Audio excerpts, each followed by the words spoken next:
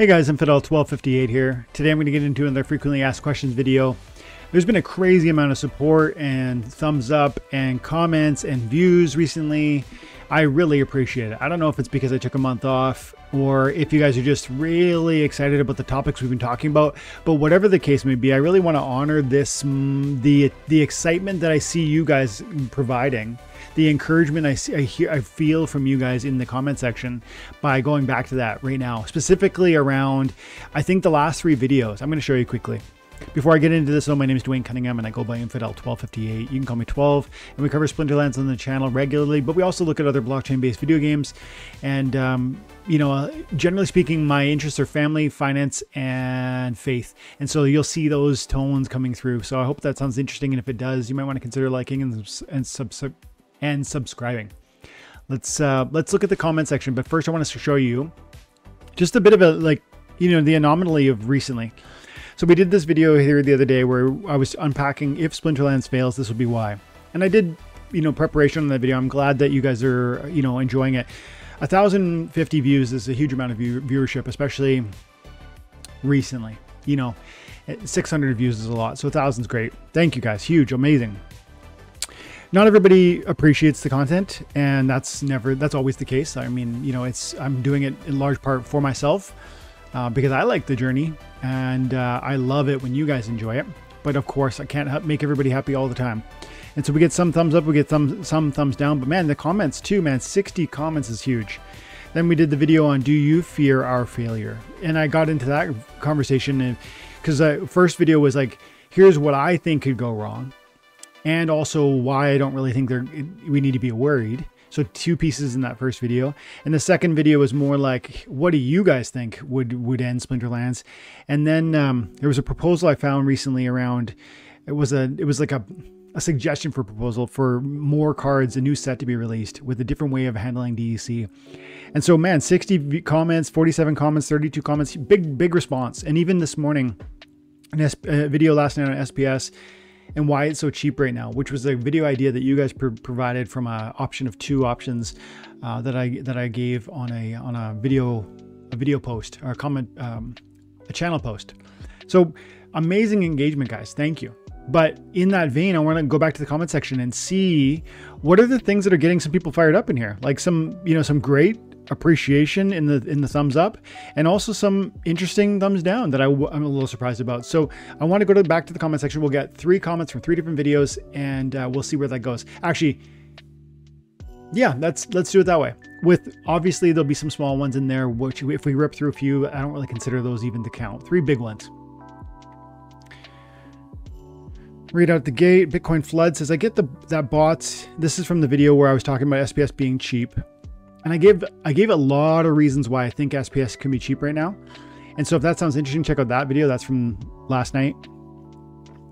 Bitcoin Flood says, I get that bots did bring value to the game and make people ape in more. However, that's only temporary and created some seriously massive inflation. Yep, I'm not sure I follow you in this part. I get that bots did bring value. I guess they brought value in the sense of offering match liquidity. And they also bought cards and assets in some sense. Or they held cards and assets. And so you might argue that that was a value to the game, and because it's a lack of sell pressure for a season. But now in moments like this, I think we feel it as sell pressure. So I think I understand what you're saying there, but let's carry on. However, that's only temporary and created some seriously massive inflation.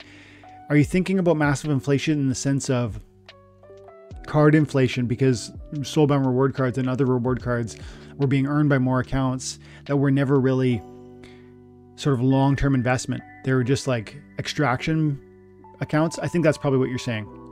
Not only that, it also created a scenario for me where I invested thousands and would play the game and I was stuck in bronze with no way to earn any rewards because the bots just kicked my butt every time. It legit ruined and destroyed the game for me for a good year. I'm now able to actually play the game again. That's great. I enjoy it, and I'm more active now. I win some battles, and in rank in camps and world. You win some battles, anyways. Well, I don't like the idea of paying into it to play wild. It does make sense to me that when you step back, I feel it should only have been at vouchers because enough SPS staked anyway. Yeah, I see what so you're saying you're okay with some sort of cost because of what it might mean for deterring bots, and you're actually open to the possibility that it might introduce greater rewards for you as a human player actually playing your account, because it'll deter bots and therefore the pie of SPS distributed to winners might be bigger to you. I think that's probably logical. I want to see how that goes next season and the season after. But I think I agree with you that you know, it's going to be the implied comment that it should be okay, or it should be worthwhile that they charge us. And you say that it should have just been the voucher permit cost, not just the SPS double staking. So I feel like the announcement could have come off in a better way and been more focused around vouchers and have how SPS roughly you need to have staked in the game to earn vouchers to pay in free. Yeah, that would have been an interesting, that's like almost a marketing approach you're talking about. So if they said, look, it's 40 vouchers to buy a season permit. The permit allows you to play in wild. This is going to deter bots. It's going to redirect the SPS reward pool to players who are interested in long-term commitment to the game. Plus, it's going to burn vouchers, and that's good for vouchers, which is good for long-term players. And you could argue in that way, your SPS stake is unlocking vouchers, and vouchers are unlocking access to the wild permit pass. I like what you're saying there, and that's almost like a point of focus that I want to drive. When we think about this permit pass, understand that if you have an SPS bag, you have a voucher faucet. Those vouchers themselves can pay for your pass. I don't actually know how many vouchers I get per season, but I'm currently staking 180 or 170,000 SPS, I think, on my account. I'm renting some of it out anyways. I don't know how to tell that here. But as you can see, I got 220,000 total. And look, I got 50,000 outgoing delegation.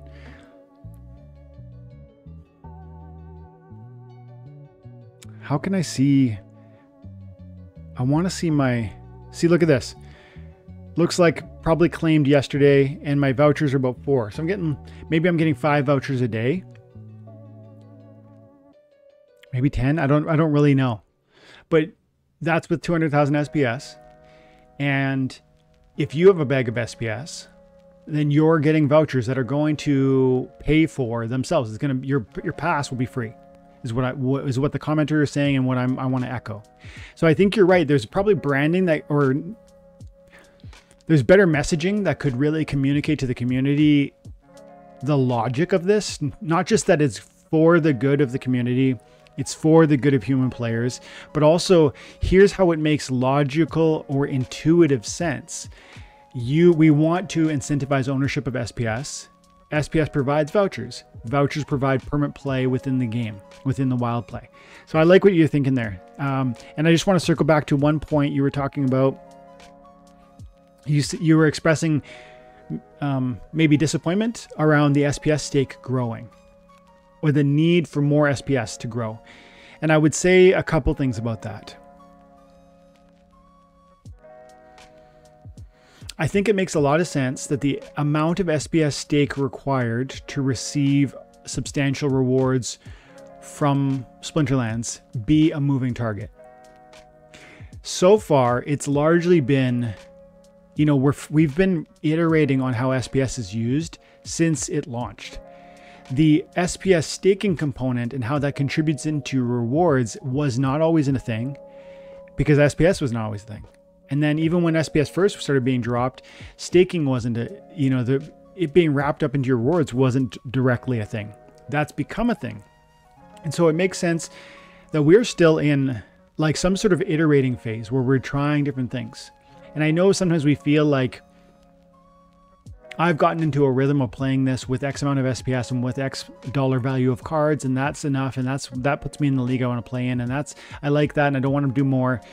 And I understand all of that, but then I have to say it makes sense from the team's perspective that they look at the data and they look at the inputs and they look at how people are engaging with the game, and then they decide to critique or change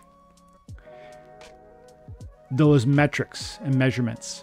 So with SPS, if 200,000 SPS is a lot, but then it was thought to be a lot, but then many accounts have it, then you kind of have to say, well, 200,000 is now normal. And this is something in post-secondary education where you kind of, it's referred to as like grading on scale. And so if you've taken post-secondary, you might know that certain classes, that maybe all classes, but definitely some classes, they don't necessarily go, let's see what you did in that essay, or let's see how you did on that test, and you got an A. If you grade on scale, it means that perfect is the highest scoring individual is perfect, and everybody else is rated against it. And there's X number of people in the median or the middle of the reward spectrum. And so this is how IQ tests are done. This is how, probably, job applications and interviews are done, right? No one is quote unquote perfect. Someone is the best, and other people are in the middle, and other people are on the low end of the scale. And that is, in some sense, the most logical way to apply SPS. Now, it's not how we've done it previously. We said you need this amount of SPS to be in the highest threshold, and then more is better, but there's this dropping off scale, or there's this diminishing returns scale. But again, if 100,000, it was thought to be a lot, and then everyone has 100,000, it's not a lot. It's just normal.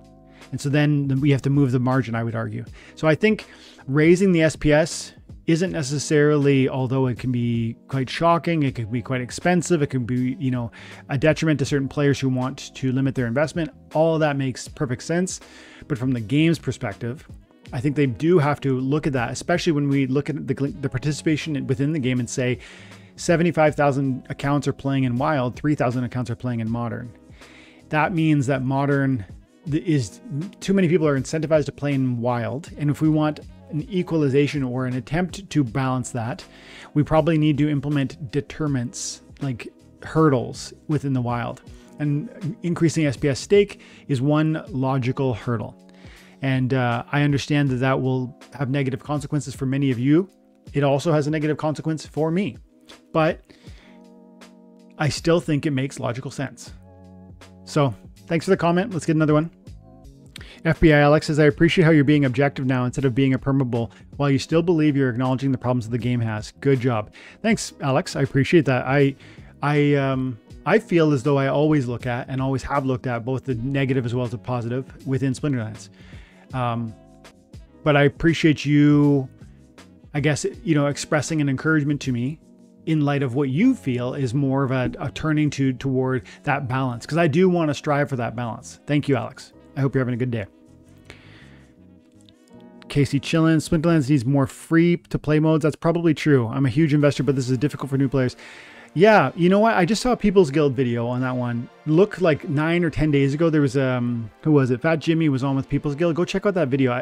I don't want to track it down and link it, but go check out People's Guild and look for a video recently within the last 2 weeks with Fat Jimmy, and they talk about free-to-play modes, and they talk about how they've heard Matt say in different contexts that he doesn't really want a free-to-play mode. But then they had this interesting conversation about how,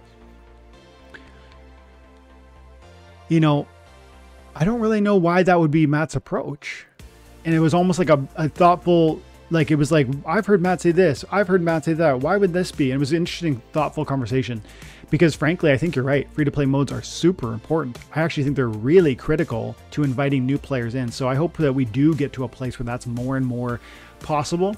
Even if right now, maybe the team or, the budget don't allow our focus on those things, I think that you're right. Those are critical long-term. Bananas, because there's no demand for it, I guess. Hey, it's up a little bit today from last time I looked, though. You're talking about SPS and saying it's dropped. This is not wrong, but here's the problem. It's such a simplification. When we talk about why is SPS cheap right now, of course, it's because there's no demand for it. But even that sentence means, like, it points to a broader reality, which we get into in the video, which is that when you say there's no demand, do you really mean there's zero demand? No, what you actually mean is this more complicated reality of the demand for the token is less than the existing supply, or even more complicated, is less than the growing supply, because SPS is growing in its issuance. But then you also have to look at, is the demand, as you allude to, this stable function? This like, is demand X and it doesn't go up or down? No, demand itself goes up and down in different days or weeks. And as price drops, that can actually be a place of causing more people to not desire it, to drop in demand, which is crazy, because it's like when the price goes down, you want it, but then the price goes down and somehow that changes your sentiment toward it. It's really complicated, and there's such a nuanced conversation to it. So if you want to hear more, guys, on that topic, watch the full video. We definitely go deep on that one. I'll skip some of these other comments unless I see a real good one. We'll get a second comment from a different video. Steve, good to see you, buddy. Okay, let's see. Let's find a good comment. America's Finest. Thanks for the comment, dude. Been around for a while, I guess. He says years later, and he still does his Infidel. You can call me 12 Speech. You can glad to see you're still making content, being out of the Splinterlands grind for a bit now. Yeah, man. I am firmly on Team Splinterlands, and I am super excited for where the future is going to go. So thanks for the comment, America's Finest. Let's look for a fuller comment on one of these other videos. Okay, so Richard has a comment on this another new set conversation. So there was like I said, there was a proposal within the Splinterlands DAO Discord chat. And in that conversation, somebody was proposing an idea of another new set. And if you want to watch the fullness of that idea and my thoughts towards it, watch this video. It was called Another New Set, soon in Splinterlands. But then let's see what Richard has to say. He says, maintaining high card prices is the most important thing to the economy of Splinterlands. I don't agree with that sentiment. In fact, I strongly disagree. But I want to finish your thought, and then we'll engage the fullness of your idea. This is one of the main ways the team generates revenue. If people buying the packs have no trust that the card values will remain high, that the card values will maintain or appreciate in value, they will not buy packs. That's a thoughtful comment, and we'll circle into that, but let's finish your comment. Splinterlands then has no money to keep the lights on. They made big changes that has hit card prices. Make a video on this topic. Here we go. Okay, so I first want to acknowledge absolutely it's true that the team needs to generate revenue. And right now and so far, they really haven't focused on their own revenue generation.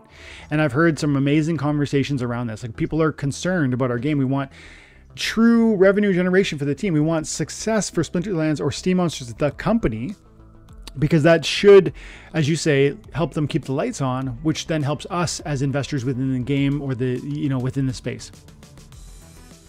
So you're right. We need to be thoughtful about that. We need to encourage them to do that. They need revenue, period, or this all falls apart, right? That's true. If just Steam Monsters, the company, doesn't make any revenue and they keep paying out staffs, eventually they go under. And if they go under, the game, I can't really imagine how the game continues to thrive.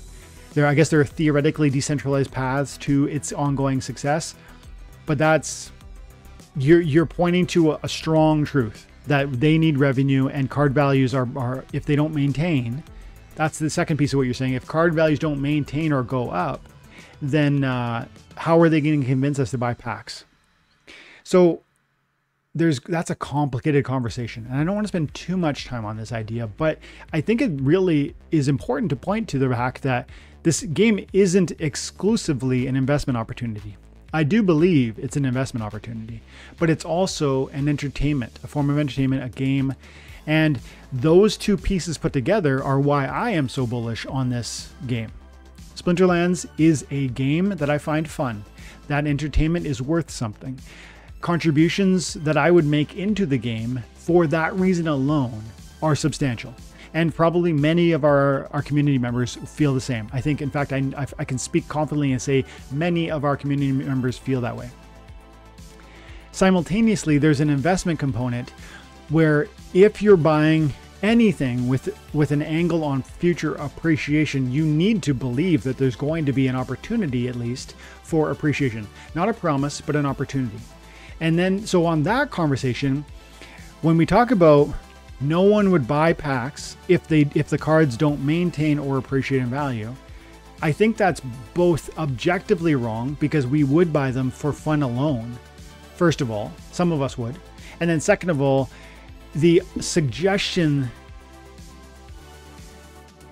the comment suggests or implies that cards have failed to maintain value and therefore they will fail to appreciate in the future.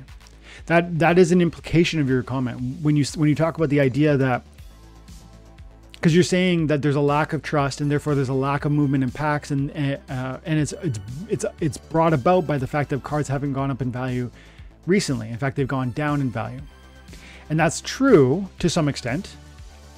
But it's also true that it's possible, let's say plausible, that cards can go up in the future. Now, if you agree to that they can go up in the future, and you might not, you might disagree with that.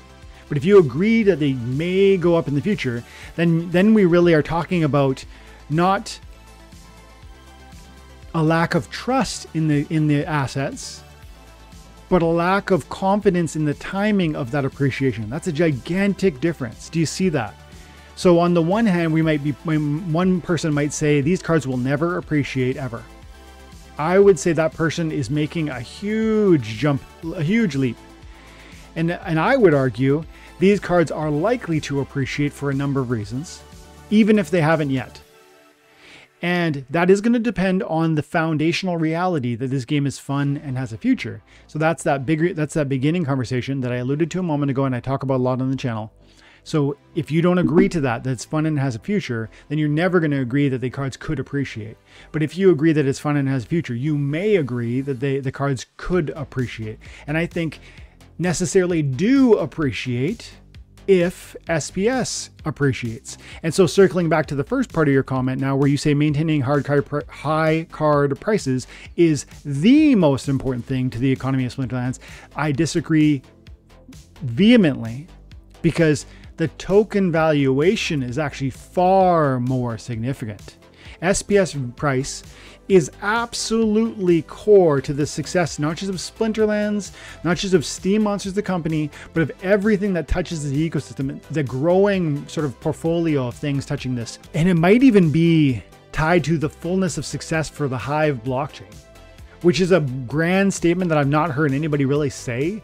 But this game is, in my mind, the sole reason that people have now. I know some of you Hive blog posters don't even touch Steam Monsters and Splinterlands, but man, the Steam Monsters is the jewel in the crown. Splinterlands is the jewel in the crown, and it is far more likely that this would draw greater mass adoption than the Hive blogging ever, in my mind. And so, to me, the most important thing is not the high card prices, but the high SPS prices. And those are a product of supply and demand, and also of the broader economy, which impacts the Bitcoin market, Ethereum, all the major altcoins. And when there's riches there, it often translates into riches within other altcoin markets, including Splinterlands, including SPS. Why is that more important? One, because riches from an SPS bag translate to greater and greater rewards within the game. So if you receive 3 SPS for winning a champion game in Wild, that's worth 3 cents today. But what if it was a $1 token? That's a $3 win. That radically informs what you would be willing to pay to play the game if you could win $3 per battle.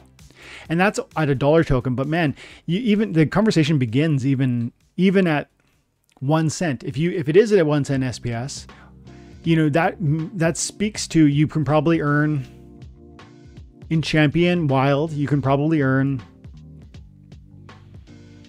30 to 50 SPS a day. And that's not playing any tournaments, any guild brawls, etc. You add those in, that's even more. But then 30 to 50 cents a day playing the game is very insignificant to most of us. But that would be a certain margin that gives you a certain financial reward for your investment within the game. And now suddenly, if you're looking about the game as an investment, you have to admit that sort of income, small though it may be, has to inform what you would be willing to, from an investment standpoint, spend in this game. if this is truly just an investment, you're not going to spend $50,000 on assets to earn 50 cents a day. But would you spend 50 bucks to play a game that'll give you 50 cents a day? Maybe, probably. I think a lot of people would. And then when that 50 cent reward, which is 50 cents at 50 SPS at 1 cent a penny, 1 penny each, turns into 5 cents per token, which is now a 5x reward on the day. You see how that rapidly and quickly escalates what you and everyone else who looks at this from an investment standpoint would be willing to spend. So SPS token price is absolutely core to the game, and card valuations, while important, are secondary. If high card prices, if cards are high in value, that's great for people who own cards, and it's great for the team who sells cards. But if SPS token prices are high, card values will follow, because people will chase after those rewards by investing more into cards. The same is not directly opposite. If card values are high, but SPS prices are low, people will sell their card assets to chase after alt or other gains within some other space, because the rewards, the incentives for carrying that huge collection of cards will not be there. And so I strongly disagree with the idea that card prices are pivotal, or that they're the most important thing to the economy of Splinterlands. SPS token price is, for those reasons I just outlined. Thanks for the comment though. Canada 804. It's been nearly 3 years since I watched one of your videos for the first time. Nearly 3 years of playing and collecting Splinterlands asset. I have no regrets, but I do fear the game disappearing. Either way, I'll be there. Appreciate the comment, man. And the support. I recognize the name from, yeah, a long time. It's so cool, like how crazy long we've been having conversations about Splinterlands through this medium. Thank you guys for your support. You're amazing. Okay, looks like J Gear Inc. is maybe the person that dropped that initial comment around why is this, oh no, I'm getting confused. But this person is saying that I talked about their comment. So let's see what he says. This will be the last big comment, even though it's on a video we already touched on. Thanks for bringing attention to my idea I posted. I do feel I have to correct you on some things. The card would be sold so that you get 1 BCX of each card. That's the revenue part. The card would be sold, so you would get 1 BCX of each card. That's the revenue part. Each account that buys the set would pay for that. But for leveling them up, you need to get to burn DC. You can't combine cards like we always do. You have to burn the same amount of the card would cost to level them up using the same BCX system we have now. I also say in the second line that I know some people will be against it because they don't want extra cards. That's why I wanted to do it another way, so we don't have millions of cards. Yeah, that's thoughtful. But can't think of something we can also use to sell to take billions of DC out of the market. I didn't put a timeline on this post, so it's not that I'm saying I'll do this now, but starting to think about doing something like this to help our economy. They could make the cards very compatible with Rebellion and tease them before the sale end and sell these later. And for the silver bullet comment, I don't think this will be a silver bullet, but add this to maybe more resources on the land with the LP and maybe some other DEC burn lock mechanisms, and then hope that we do enough to keep DEC close to peg. And I read some comments here about waiting for land. We can do that, but we also know that land won't be close to what it should be. The 1 LP we have now has 24 million DEC in it, so that alone won't do much to land plots. I respect that everyone has their opinion on what would be good or bad, but I like to say this was just an idea. I have to try and help. If it's sparking something that is miles away from what I said does the same job, I'd still be happy with that. I don't have, you know what? I read that long comment and I truly don't have much to add to it. I was expecting a big sort of push and shove on sort of what you have to think and what I have to say. I'm just going to say I understand the clarification you're driving here with how your proposal around the card acquisition or the leveling up would work. I do like the idea of the DEC being burned and what that would do for the market or the economy. I mean, I like your idea. I just don't know if like you alluded to even here, I think maybe the time isn't yet. But I also agree with you that you know, when we talk about pointing it down the road, I don't really know where you would slip something like this in. Maybe though, when we start talking about the next reward card issuance, maybe there's something to be thought through in the next reward card issuance, which would incorporate something like this. I don't know, because we know that more reward cards will come, and when they come, they could be introduced in a different way. The leveling up of them, I think some people would really enjoy an opportunity to spend DEC to level up their reward cards, because I hear a lot of critique even now about the old soulbound cards and how hard it was, or maybe even how impossible it was to receive the cards they specifically wanted. I'm open to your idea for sure. And I would just say one last thing on this. You expressed a little bit of like, I want to say like, maybe there's a reluctance in your tone. Like, it's like, I know I might be asking too much, or I might be pushing too hard, or I might be like, this might not be a perfect idea. I want to say to you, as well as everybody else who talks about this stuff in Discord or who makes proposals, man, our community will be better if people raise up their hand and say, hey, I've got an idea. Now, that doesn't mean every idea is going to be great. I like your idea. It probably needs some fine tuning, and it needs some sort of vision and some clarity, and it needs to be executed at the right moment. But all that to say, you know, I wish more people would stand up and say, I've got an idea. And then I wish more people would stand up and respond to that in a really respectful manner. And sometimes I wonder if that's not happening. And that's why we get people like Jay Geerink coming in and saying things that seem to be a little bit maybe concerned about the reception of the idea. I think when we disagree with things well, that is a strong community. We don't have to agree all the time. But if we can disagree well, that is a beautiful, strong community. And so I think that's going to come as people raise their hand and say, here's my idea and why I think it would help. And others say, wait a second, I don't know about that, and here's why. And there's this thoughtful conversation, not necessarily, you know, your side is stupid, my side is brilliant, and vice versa. And so if there's any sort of, let's say, self-concern or maybe concern about, like, you know, your idea is not perfect. No, it's not. But man, good for you to share it. And no idea is perfect. And so it's people who have ideas and the courage to share them that move the needle. It's people who, you know, want to sit back and critique, that don't want to add anything to the conversation. That's where the problem lies. So good for you for sharing it. And don't feel, I don't know, self-conscious, I think is the word I'm looking for. I just hear a tone of that. And like, you know, if the idea is not perfect, it's not. But no idea is. And good for you for sharing it. And thanks for dropping the comment on this one. I'm going to leave it there, guys. Thanks so much for your time and attention. I hope you're having an amazing day. God bless. Bye for now.